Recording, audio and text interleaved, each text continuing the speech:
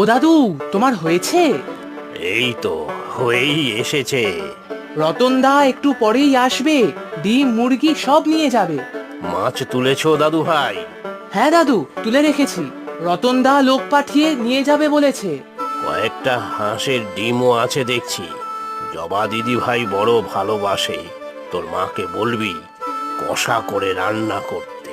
তুমিও তো ভালোবাসো দাদু, মাকে বলবো একদিন মুরগির কষা মাংস বানাতে। জবা কোথায় দাদু ভাই? ওর স্কুলে তো আজ রেজাল্ট বেরোবে, সেটাই আনতে গেছে। এতক্ষণে চলে আসার কথা। আমার দিদি ভাই কিন্তু পড়াশোনায় ভারী ভালো, ভারী বুদ্ধিমতী। ও, আর আমি বুঝি খারাপ দাদু? তুমি শুধু জবাকেই ভালোবাসো। না গো না, তোমরা দুজনেই আমার দুই চোখের মণি।